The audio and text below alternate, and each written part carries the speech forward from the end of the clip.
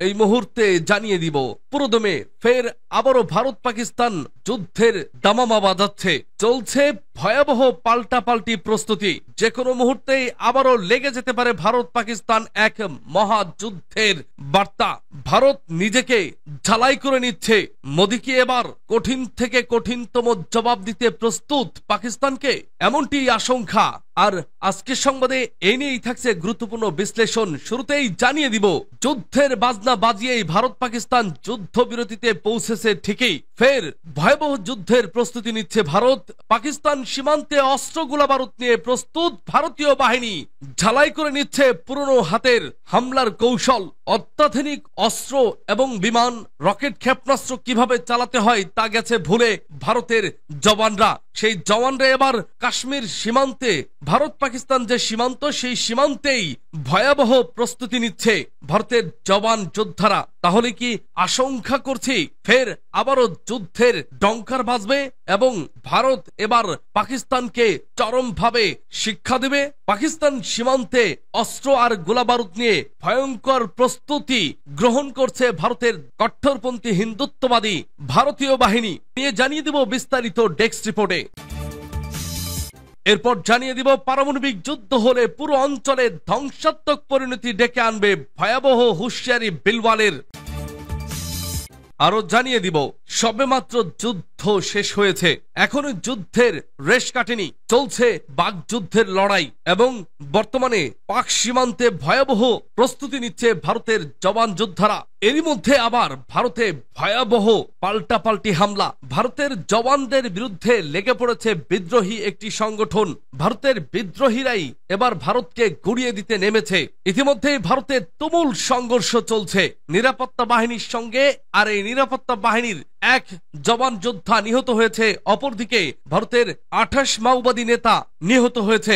এ নিয়ে জানিয়ে দেব বিস্তারিত ডেস্ক রিপোর্টে এবং জানিয়ে দেব ভারতের জন্য আরো বড় দুঃসংবাদ নিয়ে এলো। চীন, পাকিস্তান, আফগানিস্তান এক রাস্তায় যুক্ত হচ্ছে। 3 দেশ মহা বিপদে, আতঙ্কে ঘুম হারাম ভারতের কসাই কট্টরপন্থী হিন্দুত্ববাদী নরেন্দ্র মোদী সরকারের। এ নিয়ে জানিয়ে দেব একটি বিস্তারিত প্রতিবেদন এবং সর্বশেষ জানিয়ে দেব আরো এক পাকিস্তানি কূটনীতিককে অবাঞ্ছিত ঘোষণা ভারতের। শুনছিলেন সংবাদ শিরোনাম, এখন বিস্তারিত। তবে তার আগে অনুরোধ থাকবে ভিডিওটিতে একটি লাইক এবং কমেন্টস করে জানিয়ে দিন আজকের এই ভিডিও সম্পর্কে আপনার মূল্যবান মতামত। আর অবশ্যই এই ভিডিওটি আপনার ফেসবুক, সোশ্যাল মিডিয়ায় শেয়ার দিয়ে ছড়িয়ে দিন। আর জানিয়ে দিন আপনি কোন জেলা থেকে বা কোথা থেকে আমাদের সংবাদটি শুনছেন এবং দেখছেন। 23,400 ফুট উচ্চতায় দাঁড়িয়ে শত্রুর প্রতিটি পদক্ষেপের উপর তীক্ষ্ণ নজর ভারতীয় সেনাদের। কারণ ভারত নিয়ন্ত্রিত জম্মু ও কাশ্মীরের নান ও কুন পর্বতমালার বিপরীতে রয়েছে তাদের শত্রুদেশ পাকিস্তান। কাঁটাতারের এপাশ সুরক্ষিত রাখতে কাঁধে অত্যাধুনিক সব অস্ত্র সরঞ্জাম নিয়ে টহলে ব্যস্ত ভারতীয় জওয়ান। কাঁধে রয়েছে কার্লস গুসাভ M4 রকেট লঞ্চার, যা অস্ত্রসজ্জিত শত্রুর ভারী ট্যাঙ্ক নিমিষেই ধ্বংস করতে সক্ষম। রয়েছে রাশিয়ার তৈরি মডিফাইড AK অ্যাসল্ট রাইফেল। হাতে আবার মিলকোর সুপার 6 মাল্টিপল গ্রেনেড লঞ্চার, যা 800 থেকে 1200 মিটার দূরত্বে থাকা শত্রুকে ঘায়েল করতে সক্ষম। লাইন অফ কন্ট্রোলে এক মুহূর্তের জন্য চোখের পলক ফেলাতে নারাজ জওয়ানরা। তাদের অদম্য মনোবল আর সাহসের কাছে এ পর্বতমালাও যেন বুড়িয়ে যাওয়া এক সৈনিক। 10 মে যুদ্ধবিরতি কার্যকর হলেও নিরাপত্তা ও শত্রুকে তাৎক্ষণিক দাঁত ভাঙা জবাব দিতে লাইন অফ কন্ট্রোলে তৎপরতা বাড়িয়েছে ভারতীয় সেনারা। যেমনটা আপনারা দেখছেন, অত্যাধুনিক সরঞ্জাম দ্বারা আমরা স্থল ও আকাশ সীমায় ঈগলের মতো নজর রাখছি, যাতে লাইন অফ কন্ট্রোলে কেউ সহিংসতা সৃষ্টি করতে না পারে এবং অনুপ্রবেশ করতে না পারে। চিলজারের শত্রুর ড্রোন প্রতিহতের জন্য আকাশে তাক করা আছে অত্যাধুনিক এয়ার ডিফেন্স সিস্টেম। ইলেকট্রনিক শত্রুপক্ষ আমাদের এই সমরাস্ত্রের রাডার জ্যাম করতে চেয়েছিল, যা সফল হয়নি। এর সাহায্যে আমরা আকাশ সীমাকে নিরাপদ রাখতে সক্ষম হয়েছি। এছাড়া অপারেশন সিঁদুরের সময় এটি দুর্দান্ত ভূমিকা রেখেছে। অপারেশন সিঁদুর পরিচালনার সময় পাকিস্তানের বিচ্ছিন্নতাবাদীদের ধরাশায়ী করতে ব্যবহার করা হয় দেশীয় হাউইটজার দূরপাল্লার এই আর্টিলারি দিয়েই শত্রুপক্ষকে লক্ষ্যবস্তুতে পরিণত করার গুরুদায়িত্ব ছিল সেনাদের। মাতৃভূমিকে বহিঃশত্রুর আঘাত থেকে রক্ষায় এভাবেই ভারতীয় জওয়ানরা ব্যবহার করে অত্যাধুনিক সব সমরাষ্ট্রের সেই সাহসী অভিজ্ঞতার বর্ণনায় বিশ্ব গণমাধ্যমে তুলে ধরেন ভারতীয় সেনারা। পারমাণবিক যুদ্ধ হলে পুরো অঞ্চলের ধ্বংসাত্মক পরিণতি ডেকে আনবে। ভারত পাকিস্তানের মাঝে পারমাণবিক যুদ্ধ হলে তা কেবল দুই দেশের জন্য নয়, বরং পুরো অঞ্চল, এমনকি এই অঞ্চলের বাইরেও ধ্বংসাত্মক পরিণতি ডেকে আনবে বলে মন্তব্য করেছেন পাকিস্তানের সাবেক পররাষ্ট্রমন্ত্রী বিলওয়াল ভুট্টো। ভারত পাকিস্তানের সাম্প্রতিক সংঘাতের পরিপ্রেক্ষিতে পাকিস্তান পিপলস পার্টির চেয়ারম্যান বুধবার এই হুঁশিয়ারি উচ্চারণ করেছেন। দেশটির সাবেক এই পররাষ্ট্রমন্ত্রী বলেন, কাশ্মীর বিবাদ কিংবা সন্ত্রাসবাদ যে কোনো উত্তেজনার মূল সংকটের সমাধান ছাড়া এই অঞ্চলে শান্তি আসতে পারে না। পাকিস্তান শান্তি চায়। বিলওয়াল বলেন, পাকিস্তান সন্ত্রাসবাদের অন্যতম বৃহৎ ভুক্তভোগী, পাশাপাশি সতর্ক করে দিয়ে তিনি বলেন, ভারতের যেটিকে নতুন স্বাভাবিক হিসেবে প্রতিষ্ঠা করতে চায় তা তাদের জন্য কল্যাণকর হবে না। আমরা দেখেছি সন্ত্রাসী এক হামলার ঘটনার পর দুই দেশ কিভাবে পারমাণবিক যুদ্ধের কাছাকাছি চলে যেতে পারে। ভারতের সঙ্গে পাকিস্তানের সাম্প্রতিক সামরিক উত্তেজনা ও হামলা পাল্টা হামলা নিয়ে ভারতীয় প্রচারণার বিষয়ে বিশ্বকে জানানোর লক্ষ্যে পাকিস্তানের প্রধানমন্ত্রী শাহবাজ শরীফ বিভিন্ন দেশে উচ্চ পর্যায়ের একটি কূটনৈতিক প্রতিনিধি দল পাঠানোর সিদ্ধান্ত নিয়েছেন। বিলওয়াল ভুট্টো জারদারি নেতৃত্বাধীন এই প্রতিনিধি দলে রয়েছেন সিনেটর শেরি রহমান, ডক্টর মুসাদিক মালিক, ইঞ্জিনিয়ার খুররম দস্তগীর, হিনা রাব্বানি খার, ফয়সাল শাবজওয়ারি, তেহমিনা জানজুয়া ও জলিল আব্বাস জিলানি।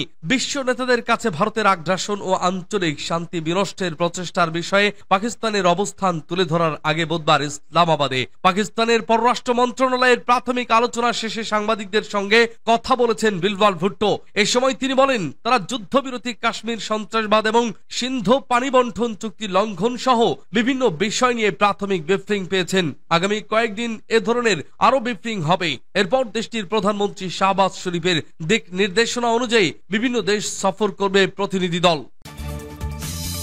পেহেলগামের সন্ত্রাসী হামলার পর যুদ্ধবিরতি হলেও পাকিস্তানের সঙ্গে এখনো স্বাভাবিক হয়নি ভারতের সম্পর্ক। এরই মধ্যে দেশটির নিরাপত্তা বাহিনীর সঙ্গে ছত্তিশগড়ে তুমুল সংঘর্ষের খবর পাওয়া গেছে। ভারতীয় সংবাদ মাধ্যম ইন্ডিয়ান এক্সপ্রেস এ তথ্য জানিয়েছে। খবরে বলা হয়েছে, সংঘর্ষে মোট 28 জন নিহত হয়েছেন। প্রতিবেদনে বলা হয়েছে, আজ 21শে মে বুধবার নিরাপত্তা বাহিনীর সঙ্গে ভারতের ছত্তিশগড়ের নারায়ণপুর জেলার গভীর বনাঞ্চলে মাওবাদীদের সঙ্গে মোট 28 জন নিহত হয়েছে।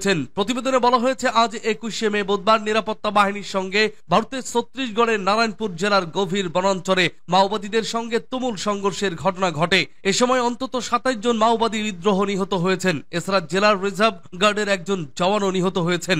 ছত্তিশগড় পুলিশ জানিয়েছে, ভারতীয় কমান্ডোরা গুলি চালিয়ে কমপক্ষে 27 জন মাওবাদী বিদ্রোহীকে হত্যা করেছেন। এদের মধ্যে শীর্ষ মাওবাদী নেতা বাসব রাজু রয়েছেন।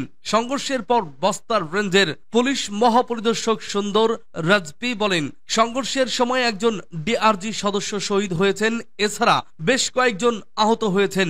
এই পুলিশ কর্মকর্তা আরো জানান, তারা মাওবাদীদের একটি শক্ত ঘাঁটি লক্ষ্য করে অভিযান চালিয়েছেন। নিরাপত্তা বাহিনীর কাছে তথ্য ছিল যে নারায়ণপুর জেলার আবু জামাদের একটি নির্দিষ্ট এলাকায় একজন সিনিয়র মাওবাদী নেতা লুকিয়ে আছেন। এর ভিত্তিতে নারায়ণপুর সহ কয়েক জেলার বাহিনী যৌথ অভিযান পরিচালনা করেছে। ভারতের স্বরাষ্ট্রমন্ত্রী অমিত শাহ এই অভিযানকে সফল উল্লেখ করে বলেন, মাওবাদী নেতা বাসব রাজু সহ 27 জন মাওবাদী নিহত হয়েছেন। এটি ভারতের ইতিহাসে নকশাবদলের বিরুদ্ধে চলমান লড়াইয়ের গুরুত্বপূর্ণ অর্জন, কারণ এই প্রথমবার একজন শীর্ষ মাওবাদী নেতা নিহত হয়েছেন। ছত্তিশগড়ের মুখ্যমন্ত্রী বিষ্ণুদেশো সাই এই অভিযানের সাহসিকতার প্রশংসা করে বলেন, তারা শুরু থেকেই তাদের আত্মসমর্পণের জন্য আহ্বান জানিয়েছিলেন। গত এক মাসে এটি ছিল দ্বিতীয় বড় মাওবাদী বিরোধী অভিযান, যেখানে নিরাপত্তা বাহিনী সফলভাবে মাওবাদী দলের একটি বড় অংশকে আঘাত আনতে সক্ষম হয়েছে। এর আগে গত 21শে এপ্রিলের অভিযানেও 31 জন মাওবাদী সদস্য নিহত হয়েছেন।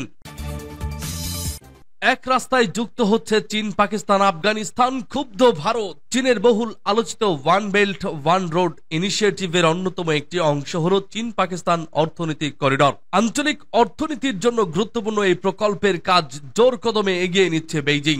আর এবার এই করিডোরে যুক্ত হতে যাচ্ছে আরেক ভৌগোলিক গুরুত্বপূর্ণ দেশ আফগানিস্তান।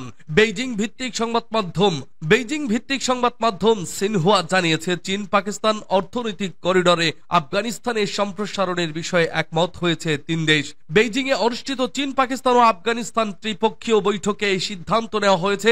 খবরে বলা হয়, অনানুষ্ঠানিক এই বৈঠকে অংশ নেন পাকিস্তানের উপপ্রধানমন্ত্রী ও পররাষ্ট্রমন্ত্রী ইসহাক দার, চীনের পররাষ্ট্রমন্ত্রী ওয়াং ই এবং আফগানিস্তানের অন্তর্বর্তী পররাষ্ট্রমন্ত্রী আমির খান মোত্তাকি। বৈঠকে তিন দেশের মধ্যে কূটনৈতিক সম্পর্ক, বাণিজ্য, অবকাঠামো উন্নয়ন এবং আঞ্চলিক সহযোগিতা আরো জোরদার করার বিষয়ে আলোচনা হয়। বৈঠক শেষে এক্সে সাবেক টুইটার দেওয়া এক বার্তায় ইসহাক দার বলেন, পাকিস্তান, চীন ও আফগানিস্তান আঞ্চলিক শান্তি, স্থিতিশীলতা ও উন্নয়নের লক্ষ্যে একত্রে কাজ করতে প্রতিশ্রুতিবদ্ধ।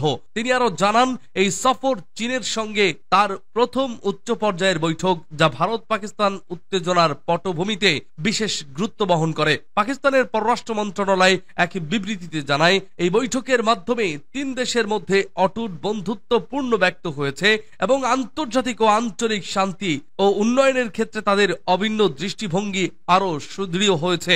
এছাড়া ত্রিপক্ষীয় বৈঠকের ধারাবাহিকতায় পরবর্তী বৈঠক আফগানিস্তানের রাজধানী কাবুলে দ্রুত পারস্পরিক সুবিধাজনক সময়ে আয়োজনের ঘোষণা দেওয়া হয়। চীন পাকিস্তান অর্থনৈতিক করিডোর সিপিইসি প্রকল্পে তৃতীয় কোনো দেশকে অন্তর্ভুক্ত করার বিষয়ে ভারত আগেই আপত্তি জানিয়েছে। ভারতের পররাষ্ট্র মন্ত্রণালয় জানিয়েছে, এই প্রকল্পের অংশ নেওয়া দেশগুলো ভারতের ভূখণ্ড, বিশেষ করে জম্মু ও কাশ্মীর লঙ্ঘন করছে। সিপিইসি হলো চীনের বেল্ট অ্যান্ড রোড ইনিশিয়েটিভ এবং এর একটি গুরুত্বপূর্ণ অংশ, যার লক্ষ্য দক্ষিণ ও দক্ষিণ পূর্ব এশিয়ার উপকূলবর্তী অঞ্চলে বাণিজ্য পথ পুনর্গঠন করা। আরও এক পাকিস্তানি কূটনীতিককে অবাঞ্ছিত ঘোষণা ভারতের। ক্রমবর্ধমান কূটনৈতিক উত্তেজনার মাঝে ভারত সরকার আবারও নয়াদিল্লিতে নিযুক্ত পাকিস্তান হাই কমিশনের এক কর্মকর্তাকে অবাঞ্ছিত ঘোষণা করেছে। তাকে ভারতে তার কূটনৈতিক মর্যাদার পরিপন্থী কাজকর্মে যুক্ত থাকার অভিযোগে 24 ঘন্টার মধ্যে দেশ ত্যাগের নির্দেশ দেওয়া হয়েছে। এটি গত 8 দিনের মধ্যে দ্বিতীয়বার পাকিস্তানি কূটনৈতিক বহিষ্কারের ঘটনা। খবর টাইমস অফ ইসরায়েলের। ভারতের পররাষ্ট্র মন্ত্রণালয় বুধবার এক বিবৃতিতে জানায়, বহিষ্কার হওয়া পাকিস্তানি কূটনৈতিক এমন কিছু কর্মকাণ্ডে যুক্ত ছিলেন যা আন্তর্জাতিক কূটনৈতিক রীতিনীতি, বিশেষ করে 1961 সালের ভিয়েনা কনভেনশন অনুযায়ী অগ্রহণযোগ্য। যদিও সরকারিভাবে ওই কর্মকর্তার নাম প্রকাশ করা হয়নি, তবে সূত্র মতে তিনি হাই কমিশনের একটি গোয়েন্দা শাখার সঙ্গে যুক্ত ছিলেন। এ বহিষ্কার এমন এক সময়ে ঘটল যখন ভারত ও পাকিস্তানের মধ্যে রাজনৈতিক ও সামরিক উত্তেজনা তুঙ্গে। ভারতের নিরাপত্তা সংস্থাগুলো জানিয়েছে, তারা বেশ কিছুদিন ধরে ওই কর্মকর্তার গতিবিধির ওপর নজর রাখছিল। গোয়েন্দা তথ্য অনুযায়ী তিনি ভারতের অভ্যন্তরে সংবেদনশীল তথ্য সংগ্রহের চেষ্টায় যুক্ত ছিলেন এবং ভারতীয় নাগরিকদের সঙ্গে সন্দেহজনক যোগাযোগ স্থাপন করেছিলেন। এসব প্রমাণের ভিত্তিতেই তাকে অবাঞ্ছিত ঘোষণা করে দেশ ত্যাগের নির্দেশ দেওয়া হয়েছে। এই ঘটনায় পাকিস্তানের পক্ষ থেকে এখনো আনুষ্ঠানিক প্রতিক্রিয়া পাওয়া যায়নি, তবে কূটনৈতিক বিশ্লেষকরা মনে করছেন ইসলামাবাদ ও বহিষ্কারকে অন্যায্য ও রাজনৈতিক উদ্দেশ্য প্রণোদিত বলে আখ্যা দিতে পারে এবং পাল্টা ব্যবস্থা নেওয়ার আশঙ্কাও রয়েছে।